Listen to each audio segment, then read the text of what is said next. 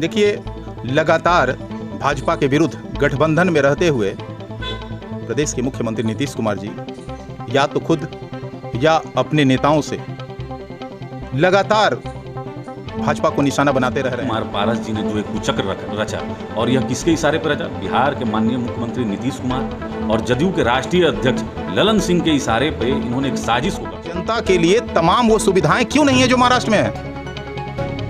एक छोटा सा प्रदेश है केरल, एक छोटा सा प्रदेश है गोवा, ये सब बिहार से आगे हैं। कंपेयर बेस्ट से करते हैं। अगर महाराष्ट्र की बात करें, हम गुजरात की बात करें, तो उनका जो स्टेट जीडीपी है वो सबसे इंडिया में नंबर 1 है। गोवा को ले लो उसमें, तो मुकाबला आप उससे करेंगे, क्योंकि आप अपना मुकाबला खुद से झारखंड से या उड़ीसा से नहीं कर सकते, क्योंकि सारे लोग बीमार। उन्होंने इस पर क्वेश्चन ही उठा दिया है, जबकि नीति आयोग के चेयरमैन तो माननीय प्रधानमंत्री जी हैं। कहीं ना कहीं माननीय प्रधानमंत्री जी पर यह क्वेश्चन है, उनको तो जवाब देना चाहिए कि जिस तरीके से कोविड के समय में बिहार की नदियों में लाशें तैर रही थी। नमस्कार, मेरा नाम है फैज़ान, आप देख रहे हैं पब्लिक लाइव। अभी हम मौजूद हैं चिराग पासवान जी के आवास पर। यहाँ उनके प्रवक्ताओं से बात करेंगे जो माननीय मुख्यमंत्री जी ने नीति आयोग पर सवाल खड़े किए हैं कि नीति आयोग का अध्ययन जो है वो सही नहीं है। नीति आयोग की रिपोर्ट पर कई बार चिराग पासवान जी ने माननीय मुख्यमंत्री पर निशाना साधा है। उन्होंने कहा है कि बिहार में विकास की कमियां हैं, बहुत सारी कमी उन्होंने जुड़वाया है। लेकिन आज ये हुआ है कि माननीय मुख्यमंत्री जी ने नीति आयोग पर ही सवाल खड़े कर दिए हैं। और एक मामला जो 2 विधानसभा सीट पर चुनाव होने वाले, उपचुनाव होने वाले, उस पर चिराग पासवान जी कब अपने कैंडिडेट उतारेंगे, आइए बात करते हैं इनके प्रवक्ताओं से। सर, नीतीश कुमार जी ने नीति आयोग पर ही सवाल खड़े कर दिए कि उनका अध्ययन जो है वो सही नहीं है। अब समझ सकते हैं कि देश की सर्वोच्च संस्था जो एक मानक संस्था के रूप में जानी जाती है और उसके अपने नियम हैं, कायदे हैं, कानून हैं, अपना एक मानक है, स्तर है। अगर उस स्तर पे नीतीश कुमार जी कहीं खड़े नहीं उतर रहे हैं तो मैं समझता हूं कि देश की एक सर्वोच्च संस्था के विरुद्ध उंगली उठाना कितना वाजिब है। सर, नीति आयोग पर सवाल खड़ा करना मतलब प्रधानमंत्री नरेंद्र मोदी पर सवाल खड़ा करना है। बिल्कुल, कहते हैं कि वो अगर इस पे बैठक होती है तो हम इस पे आवाज़ उठाएंगे। देखिए, लगातार भाजपा के विरुद्ध गठबंधन में रहते हुए प्रदेश के मुख्यमंत्री नीतीश कुमार जी या तो खुद या अपने नेताओं से लगातार भाजपा को निशाना बनाते रह रहे हैं। शायद अब उनकी मंशा साफ नहीं है, यह कह देना अब उचित होगा कि अब वो वक्त आ गया है, यह गठबंधन अब कुछ दिनों का ही मेहमान है। सर, एक सवाल कि माननीय मुख्यमंत्री जी कहते हैं कि जो उन्होंने तुलना की है महाराष्ट्र से वो नहीं होनी चाहिए, तो अब ये सवाल खड़ा हुआ कि तुलना हो किससे? नहीं, तो क्यों नहीं होनी चाहिए? मेरा सवाल मुख्यमंत्री श्री नीतीश कुमार जी से है कि आखिर क्यों नहीं होना चाहिए? बिहार की जनता के लिए तमाम वो सुविधाएं क्यों नहीं है जो महाराष्ट्र में है? एक छोटा सा प्रदेश है केरल, एक छोटा सा प्रदेश है गोवा, ये सब बिहार से आगे हैं। और मुख्यमंत्री जी किधर ले जाना चाहते हैं बिहार को? किस ओर ले जाना चाहते हैं? आप अस्पतालों की बात करें तो अस्पतालों में अभी मूलभूत सुविधाएं नहीं है। शिक्षा की बात करें तो एक शिक्षक पे 30 छात्रों का जो रेशियो है, अनुपात, वो अभी तक ये पूरा नहीं कर पाए हैं। 94,000 शिक्षकों की बहाली सिर्फ एक ढिढोरा पीट कर, और देखिए अभी शिक्षकों और शिक्षक अभ्यर्थियों के साथ उनका बर्ताव क्या हो रहा है। यहाँ तो छात्र जब अपनी हक और हुकूक की बात करते हैं तो उन पर डंडे बरसाए जाते हैं। तो मैं समझता हूँ कि ये छात्र विरोधी सरकार जो है तमाम मानकों पे फिसड्डी साबित हुई है। अब ये अपने कमी छिपाने के लिए कभी भाजपा पे निशाना साधते हैं, कभी आयोग पे निशाना साधते हैं। ये मैं समझता हूँ कि इनकी मंशा साफ नहीं है। भाजपा में रहते हुए अपने घटक दल के विरुद्ध कुछ भी उंगली उठाना मैं समझता हूँ कि बेहद अफसोसजनक है। सर, इस मुद्दे से हट के जो बिहार में अभी सियासत गरमाई हुई है 2 उपचुनाव को लेकर के, चिराग जी अपने कैंडिडेट कब उतारेंगे? कैंडिडेट को कब बताएंगे ये हमारे कैंडिडेट यहाँ से उतारेंगे? देखिए, चूँकि अभी तक हमारा सिंबल फ्रीज था, सर्वविदित है, चुनाव आयोग ने आज एक नया नाम वैकल्पिक तौर पे, अभी अस्थायी तौर पे मैं आपको बता दूं कि अस्थायी तौर पे एक विकल्प के तौर पे एक नया नाम, जिसे लोक जनशक्ति पार्टी रामविलास के नाम से जाना जाएगा, और उसका चुनाव चिन्ह जो जारी किया है वो हेलीकॉप्टर है। कि बिहार में चुनाव आयोग ने यह निर्णय देकर उन तमाम दलितों के स्वाभिमान की रक्षा की है मैं लोक जनशक्ति पार्टी रामविलास की ओर से चुनाव आयोग का हृदय से इस्तकबाल करता हूं, आभार व्यक्त करता हूं कि उन्होंने चुनाव में अपने प्रत्याशी उतारने का हमें अवसर दिया, ताकि दलितों की आवाज़ बनकर जो हमारे राष्ट्रीय अध्यक्ष और राष्ट्रीय अध्यक्ष के पिता स्वर्गीय रामविलास पासवान जी का सपना था, हम उन सपनों को लेकर मैदान में उतरेंगे।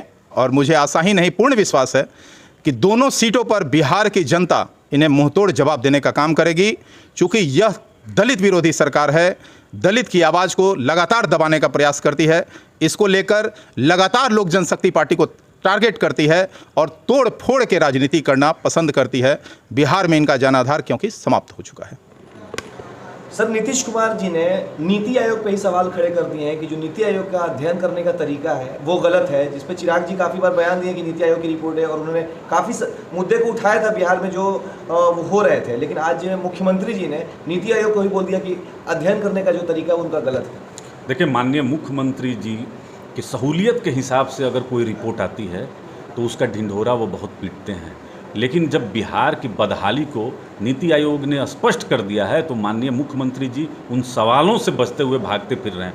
अब तो उन्होंने इस पे क्वेश्चन ही उठा दिया है, जबकि नीति आयोग के चेयरमैन तो माननीय प्रधानमंत्री जी हैं। तो कहीं ना कहीं माननीय प्रधानमंत्री जी पर यह क्वेश्चन है, उनको तो जवाब देना चाहिए कि जिस तरीके से कोविड के समय में बिहार की नदियों में लाशें तैर रही थी, क्या हुआ उनका? कोविड के सारे पेशेंट को माननीय मुख्यमंत्री जी का आज भी स्टेटमेंट है कि बिहार सरकार की तरफ से 4 लाख रुपया मिलेगा और 50,000 रुपया अतिरिक्त केंद्र सरकार से मिलेगा। तो क्या उस सभी परिवारों को यह मिल गया है? नहीं। अगर आप इसका जांच पड़ताल कीजिएगा तो माननीय मुख्यमंत्री जी सिर्फ ढकोसलाबाजी करते हैं, और नीति आयोग की रिपोर्ट सही है, हम उसको सही मानते हैं। और बिहार सरकार को शर्म आनी चाहिए कि पिछले 16 साल से बिहार में जो उन्होंने विकास किया है उसका भी कहीं ना कहीं पटापेच हुआ है। सर, एक सवाल आपसे कि मुख्यमंत्री जी कहते हैं कि महाराष्ट्र से तुलना नहीं होनी चाहिए बिहार की, ये गलत है। तो सर, किस राज्य से तुलना हो? मुख्यमंत्री जी क्या चाहते हैं? नीतीश जी का ये उत्तर सुन के मुझे लगता है कि नाच ना जाने आंगन टेढ़ा वाला जो कहावत है वो चरितार्थ होता है। अब कंपेयर किससे करते हैं? अब कंपेयर बेस्ट से करते हैं। अगर महाराष्ट्र की बात करें, हम गुजरात की बात करें, तो उनका जो स्टेट जीडीपी है वो सबसे इंडिया में नंबर 1 है। गोवा को भी ले लो उसमें, तो मुकाबला आप उससे करेंगे, क्योंकि आप अपना मुकाबला खुद से झारखंड से या उड़ीसा से नहीं कर सकते हैं, क्योंकि ये सारे लोग बीमारू स्टेट में आते हैं। और नीतीश कुमार का ये कहना है कि नीति आयोग ने को ना ये जो तुलना करना चाहिए उनके लिए अलग मापदंड बनाने चाहिए। तो क्या एक राज्य के लिए अलग मापदंड होगा इस देश में, दूसरे राज्य के लिए अलग मापदंड होगा? और नीति आयोग का जो भी पैरामीटर्स अगर आपने पढ़ा होगा तो 50-55 जो भी पैरामीटर्स है वो बहुत साइंटिफिकली प्रूव है। मतलब कि हेल्थ में अगर मान लीजिए कि 1 लाख पेशेंट पे 6 बेड आपका है और आप कहते हैं आप मुकाबला मत कीजिए महाराष्ट्र से। महाराष्ट्र भाई आपसे पहले आज़ाद नहीं हुआ है, आप 1911 में बने हैं, महाराष्ट्र उसके बाद में आया है। तब आपका अगर ये हाल कहना है तो मुझे लगता है कि ये अपनी हार छुपाने के लिए ये सब ये वक्तव्य देते हैं। और हम और आप सबको जानते हैं कि बिहार की कहानी 16 साल में क्या रही है। सर, कोई पहली बार नीति आयोग ने अपना रिपोर्ट नहीं जमा किया है, जो एनालिसिस है वो पहली बार नहीं किया है। आखिर इतने दिन रहने के बावजूद अगर इनके खिलाफ नीति आयोग कुछ लिखता है, कुछ सच्चाई बताता है, तो मुख्यमंत्री जी को तकलीफ कहाँ हो रही है इसमें? देखिए, माननीय मुख्यमंत्री जी का जो 16 साल का काम है यह बिहार की जनता जानती है। माननीय मुख्यमंत्री जी के राज में ना अपहरण रुका, ना अपराध रुका, ना बलात्कार रुका, ना हत्या रुका, ना करप्शन रुका। अब तो ये शराबबंदी का जो ये दंभ भरते हैं, यह भी स्पष्ट हो गया कि आए दिन इन्हीं के थानों से शराब की कालाबाजारी हो रही है। तो माननीय मुख्यमंत्री जी के सारे ऐसे काम जो कि कहीं ना कहीं इनका भांडा फोड़ती है, तो माननीय मुख्यमंत्री जी वैसी चीज़ों पे टीका टिप्पणी नहीं करते हैं। वह चाहे पटना यूनिवर्सिटी को सेंट्रल यूनिवर्सिटी का दर्जा दिलाने का हो, बिहार को स्पेशल स्टेटस का दर्जा दिलाने का हो, या फिर आप अभी तुरंत का रिसेंटली का जो है जातीय जनगणना का, क्या आपने देखा? एक डेलीगेशन लेके गए माननीय प्रधानमंत्री जी के पास और बड़ी बड़ी बातें हुई और उन्हीं के सहयोगी ने उनको आईना दिखा दिया। तो माननीय मुख्यमंत्री जी जो हैं वह पूरी तरह से उनके जो शासनकाल में अपराध हुए हैं उसके लिए माननीय मुख्यमंत्री जी ही जिम्मेवार हैं, चूँकि बिहार के वह गृह मंत्री भी हैं। लेकिन इन सब विषयों से ध्यान हटाने के लिए कुछ ना कुछ एक शगुफा छोड़ते रहते हैं। वो नीति आयोग को नहीं मानेंगे, वह किसी भी ऐसे मापदंड को नहीं मानेंगे जो बिहार सरकार को कटघरे में खड़ा करती हो। तो हम लोग यह मानते हैं कि बिहार में एक लंबे समय से विकास नहीं हुआ है और उस विकास को लेकर हमारे राष्ट्रीय अध्यक्ष आदरणीय चिराग पासवान जी ने माननीय मुख्यमंत्री को एक Bihar first Bihari first document सौंपा था कि माननीय मुख्यमंत्री जी, अगर आप इसको अपने सात निश्चय जो आपके ढकोसला है उससे बिहार का विकास नहीं होगा, इसको आप अपनाइए और इसमें रोजगार सृजन से लेके आपका टूरिज्म से लेके आपके हेल्थ सेक्टर से लेके हर चीज़ का उसमें एक सलूशन था। लेकिन चूंकि माननीय मुख्यमंत्री जी तो निजी कुंठा से ग्रसित थे, तो चिराग पासवान जी से तो उनको इतनी घृणा है कि जैसे कि वह किसी मतलब अपराधी से भी वैसी घृणा किसी को नहीं होगी। लेकिन नीतीश कुमार जी को विकास से मतलब नहीं है, यह एक विनाश पुरुष हैं बिहार के लिए। अब इनको बदलने का समय है और जनता से मेरा आग्रह होगा कि आप 16 साल में जो नीतीश कुमार जी ने विकास किया है उसका भी मूल्यांकन आप करें और हमारा जो एक डॉक्यूमेंट है बिहार फर्स्ट बिहारी फर्स्ट को, उसको भी आप देखें, पढ़ें और तब तय करें बिहार के विकास के लिए कौन ज़्यादा उपयोगी है। सर, इस मुद्दे से हटते हुए जो बिहार में काफ़ी अभी हॉट टॉकिंग चल रही जिस पर, और जो बिहार उपचुनाव को लेकर के जो 2 सीटों पे चुनाव होने को है उस पर काफ़ी सियासत गरमाई हुई है, चिराग जी अपने कैंडिडेट वहाँ उतार रहे हैं। देखिए, भारत सरकार के मंत्री माननीय पशुपति कुमार पारस जी ने जो एक कुचक्र रचा, और यह किसके इशारे पर रचा? बिहार के माननीय मुख्यमंत्री नीतीश कुमार और जदयू के राष्ट्रीय अध्यक्ष ललन सिंह के इशारे पे इन्होंने एक साजिश को गढ़ा और यह चुनाव आयोग पहुंचकर चुनाव आयोग से आग्रह करते हैं कि सिंबल को फ्रीज कर लिया जाए। ये जो वक्तव्य है यह मंत्री जी के स्वयं स्वीकारा हुआ है, तो आप समझ लीजिए कि हमारे स्वर्गीय संस्थापक आदरणीय रामविलास पासवान जी ने जो एक सपना देखा था गरीब, शोषित, दलित, वंचित समाज के लिए लोक जनशक्ति पार्टी का निर्माण किया था, उनकी आवाज़ थे और उनके सपने को किस तरीके से चूर चूर करने का एक साजिश रचा गया। आशीर्वाद यात्रा के माध्यम से आपके कैमरे गवाह हैं कि आशीर्वाद यात्रा के माध्यम से बिहार के 38 जिला में जिस तरीके से आदरणीय चिराग पासवान जी को समर्थन मिला है यह अप्रत्याशित है। तो बिहार सरकार कहीं ना कहीं घबरा कर सिंबल को सीज करा के प्रयास की कि चिराग पासवान इन दोनों उपचुनावों में उतर नहीं पाएँ। लेकिन हमारे नेता और राष्ट्रीय अध्यक्ष आदरणीय चिराग पासवान जी के अथक प्रयास से, मेहनत से इसका हम लोग पटापेच किए और हम लोग को चुनाव आयोग के माध्यम से एक अभी उपचुनाव के लिए हेलीकॉप्टर छाप मिला है सिंबल, और लोक जनशक्ति पार्टी ब्रैकेट में रामविलास पासवान नाम से हम लोग को मिला है। और हम दावे के साथ आपको कह सकते हैं कि कुशेश्वर स्थान और तारापुर में वहाँ का विकास जो है Bihar first Bihari first vision से ही हो सकता है। हम लोग बिहार में 19 लाख रोजगार का इन्होंने वादा किया था।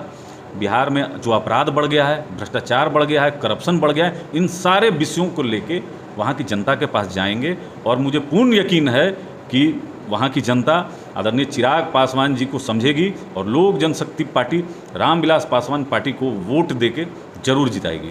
सर, जेडीयू का लेकिन कहना है कि वो जो दोनों सीट थी वो जेडीयू के कंट्रोल में थी, आकस्मिक मृत्यु उनके नेताओं की हुई जिसकी वजह से रिक्त हुआ सीट, वो श्योर हैं कि वो दोनों सीट पे विजयी हो रहे हैं। नहीं, ठीक है, उनकी सीट थी, लेकिन 16 साल में क्या तारापुर और कुशेश्वर स्थान का विकास भी हुआ है क्या? विकास की मूलभूत जो होती है वो भी वहाँ पे उपलब्ध नहीं है। तो हम लोग तो इन विषयों को लेकर जाएंगे ना कि और साहब आप देख लीजिए, नालंदा का देख लीजिए, माननीय मुख्यमंत्री जी का जो क्षेत्र है वहाँ पे चाहे राजगीर हो, चाहे बहुत सारे विकास के कार्य हो रहे हैं, स्टेडियम वगैरह बन रहे हैं, तो क्या कुशेश्वर स्थान और तारापुर में भी यही सब विकास हो रहा है क्या? अगर नहीं हो रहा है तो इसके लिए जिम्मेवार कौन है?